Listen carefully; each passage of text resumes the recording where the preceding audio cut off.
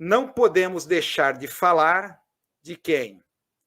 O Washington Oliveto. Qual foi o grande truque de Washington Oliveto? Tá? O Washington Oliveto, esse grande publicitário, morre com 73 anos. Vocês devem ter acompanhado todas as homenagens, os obituários. Só não apareceu Tony Ramos falando dele, né? Só faltou Tony Ramos para fazer obituário. Mas tem esse humilde blogueiro aqui para fazer o obituário. Você sabe que o Washington Oliveto fizeram, olha, uma injustiça, viu? Antes de falar qualquer coisa aqui. A mídia falou que ele estudou 2 anos na FIAM. Mentira. Ele fez comunicação na FAM, Faculdade AMB, que depois virou AMB Morumbi.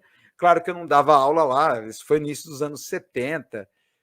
1970, parece que ele foi aluno. Não foi a FIAM, foi a FAM, Faculdade AMB. Né, que depois se juntou com a Morumbi, virou Faculdade AMB Morumbi, depois virou Universidade AMB Morumbi. Ele fez 2 anos, né? Parece que ele ganhou com 19 anos um puta prêmio em publicidade. Fala, não preciso disso daqui. Aí, não preciso de faculdade, já sou um gênio. Já ganhei um puta prêmio com 19 anos, tal. Então não saiu, né? Saiu lá da faculdade AMB. Na época era AMB, tá? A questão do Washington Oliveto, aquela coisa da memória afetiva, muito mais gente começou a falar as memórias afetivas, do garoto da Bombril, etc. Me lembrou, sabe, a memória afetiva, sabe o amolador de faca, amolador de tesoura ambulante? É aqui que eu queria começar a minha reflexão sobre o Washington Oliveto. Tá? Senta que lá vem história. Vocês devem lembrar desse amolador que tinha uma flauta, às vezes uma flauta de pan, uma gaita. Ele tocava uma melodia atonal, tipo para avisar, olha, está passando um amolador de faca.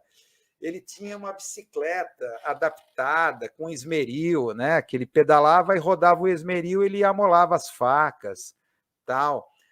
Esse som é típico da memória afetiva, né? Não sei se os mais velhos aqui vão lembrar dessa melodia atonal, né? Lembra essa questão da memória afetiva?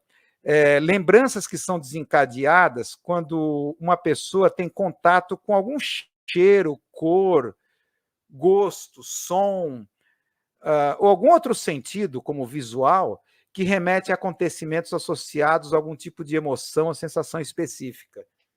Me lembrou disso essa discussão do Washington Oliveto, porque todo mundo, claro, olha, 10 em cada 10 artigos sobre o Washington Oliveto falava das memórias afetivas dessas grandes campanhas publicitárias. O Garoto Bombril, que foi para o Guinness dos Records, né, da campanha mais longeva da história da televisão, o Primeiro Sutiã, o Hitler lá da Folha, o cãozinho da Cofap, o Cofapinho, né, aquele Basset Dachshund, né, o Cofapinho.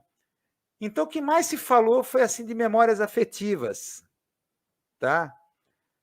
Tudo bem, é sensacional. Essas criações publicitárias do Washington Oliveto é aquilo que se chama em publicidade textos dionisíacos.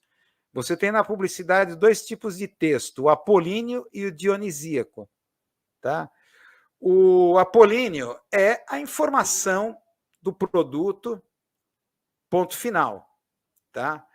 Já o dionisíaco são textos assim que capturam o sentimento, são como se fossem crônicas.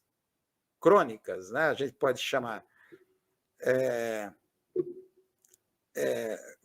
Como se fossem crônicas, em que apela para a emoção, persuasão com o quê? Através da emoção, contar uma pequena história ao leitor, tá? Para envolver e conquistar seu coração e mente, até você se tornar favorável àquilo que está sendo anunciado. Foi o estilo, né? Aquilo que se chama dionisíaco. É interessante, ok, memórias afetivas, realmente. A questão que, enquanto você está dentro do gênio publicitário, legal, eu concordo 100%. Foi um gênio da publicidade. A questão é que as homenagens começaram a ir além disso. Na verdade, o publicitário Washington Oliveto foi além do mercadológico. Tá? Ele passou a ser alguém que contribuiu para a cultura brasileira. Aí começa a ser too much para mim. Tá? Então passou a ser assim como diz aqui o Fernando Barros, né, o presidente de conselho da Propeg. Washington foi uma escola, foi aluno do cotidiano, ao compreender que a propaganda criativa vem da rua, dos hábitos da cultura popular. Sua carreira e sucesso foram guiados pela habilidade de transformar atitudes simples em ideias poderosas e inesquecíveis.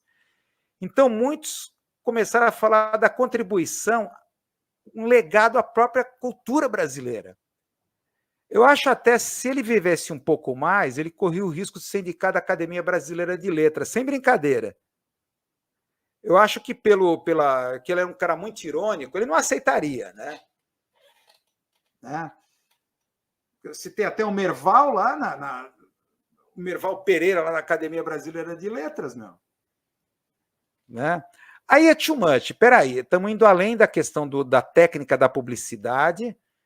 Então ele virou um legado dele de contribuição à cultura brasileira. E se tornou até nome de música, W Brasil, do Jorge Benjor. Né? Alô, alô, W Brasil. Então, esse é o grande truque, mais que a genialidade, o grande truque do Washington Oliveto, como um cara que, usando técnicas, textos dionisíacos, para representar interesses privados, transformou esses interesses privados em algo de relevância pública, transformando em memórias afetivas. Não sei se vocês estão entendendo aqui a questão.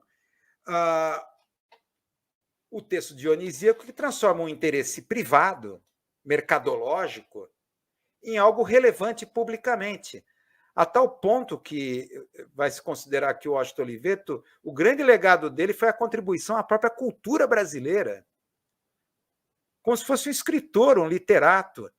Não, ele foi um publicitário, ele vendia coisas. Tem um nome para isso, né? A memória afetiva, esse fenômeno todo que eu estou traçando aqui, que é aquilo que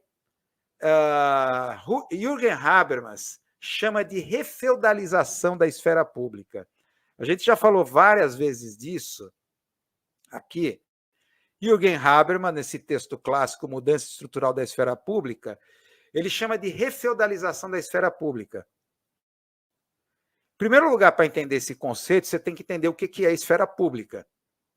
Assim, numa síntese assim tremenda do que é a esfera pública para o Habermas, significa que ele achava o revolucionário na Revolução Burguesa, né, a ascensão da burguesia no capitalismo, uma criação meio que breve, que foi na história, de um espaço de discussão e deliberação entre os cidadãos, lá pelos séculos XVIII e XIX, quando era possível um debate racional em torno de questões políticas, econômicas e sociais, que começou a emergir em espaços urbanos, como, por exemplo, cafés, salões literários, na imprensa, afastando-se, então, do controle exclusivo da aristocracia e do Estado, que era um resquício da era feudal.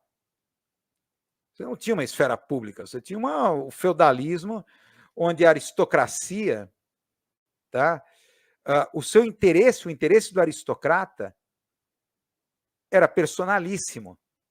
O interesse dele era o interesse da sociedade. Tá? Isso foi rompido com a ideia da esfera pública.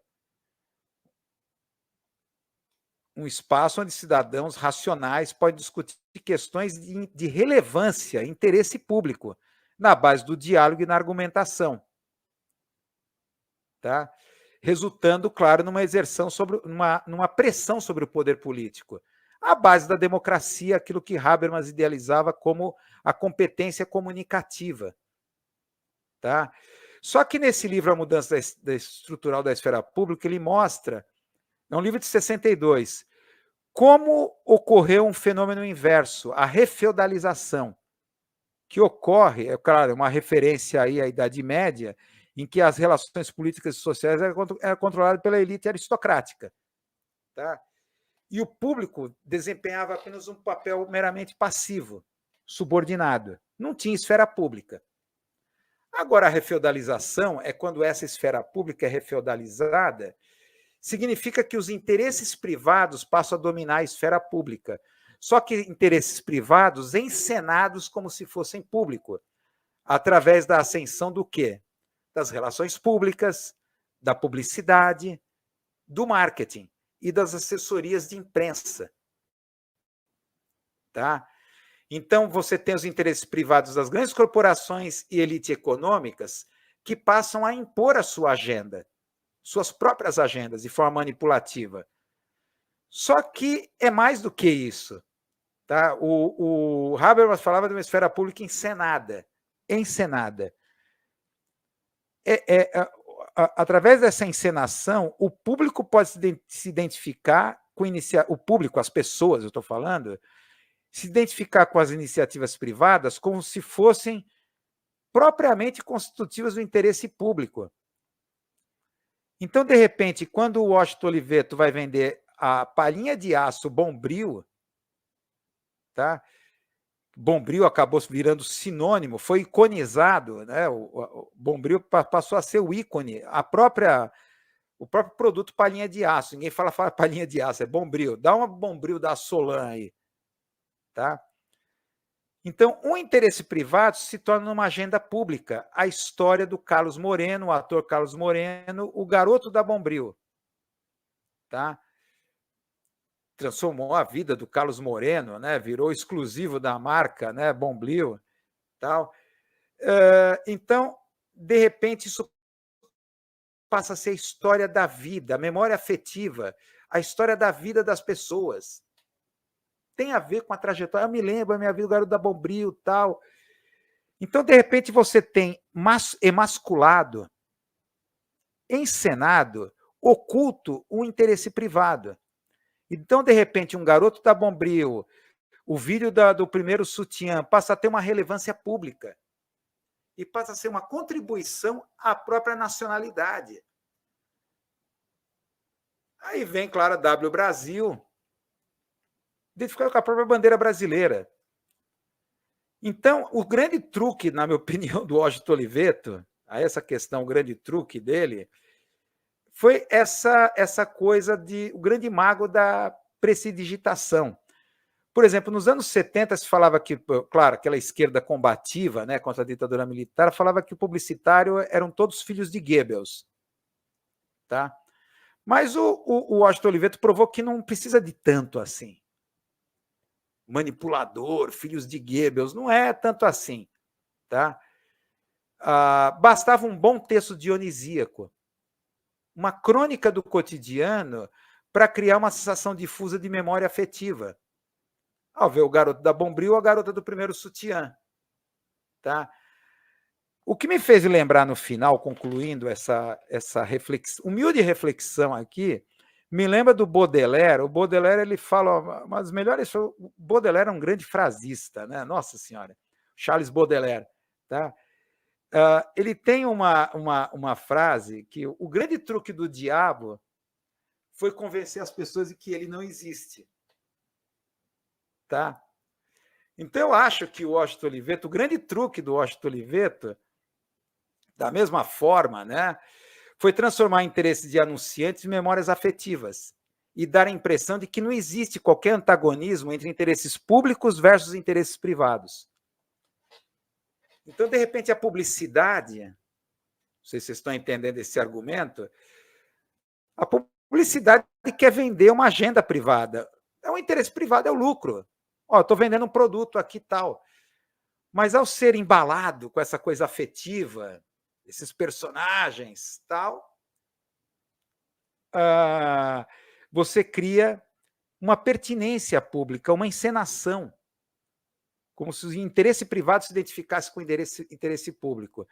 É claro que ele nunca chegou à questão política. Ele odiava a política, ele se recusava a fazer vídeos políticos ou campanhas. para políticos. No máximo foi colocar o Maluf e fazendo propaganda do sapato Vulcabras. Foi o máximo que colocou no vídeo. Foi o Maluf e caramba, esqueci o nome lá.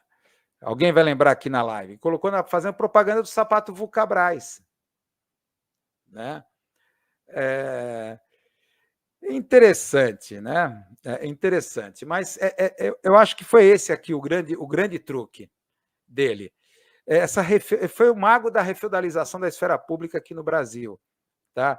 Levar a publicidade a esse nível, ao ser citado numa música, transformar no nome de uma música popular do Jorge Benjor, tá?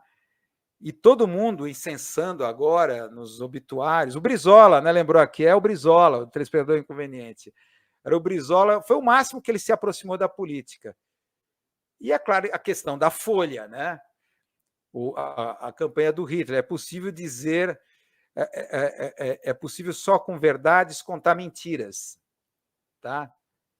Quem a Folha fala. Então, aquele interesse, claro, Folha é o interesse mercadológico. A Folha de São Paulo, o projeto Folha, foi o primeiro a trazer o interesse mercadológico para o jornalismo, o marketing para o jornalismo, e transformar o leitor em consumidor. Tá?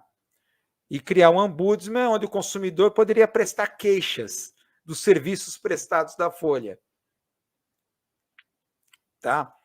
Então, de repente, os interesses mercadológicos privados da Folha, ela transforma numa relevância pública. Nós só estamos com o rabo preso com o leitor. Então, cria essa peça do Hitler como, tal, dando uma respeitabilidade, vamos dizer, relevância pública. A Folha que tem seus interesses privados, obviamente. Uma empresa que está vendendo um produto. Tá? Quer dizer, claro, não estamos aqui... então tem que voltar à imprensa alternativa tal. Não, mas pelo menos explicita. Porque o jornalismo, a gente sabe, se baseia-se o jornalismo tipo dito profissional, nós somos objetivos, somos imparciais. Mentira. Então assume. Tá? Então é essa questão que eu tenho a dizer aqui do Washington Oliveto. Né? Para mim foi o mago desse conceito da refeudalização da esfera pública. E para terminar aqui os comentários aleatórios,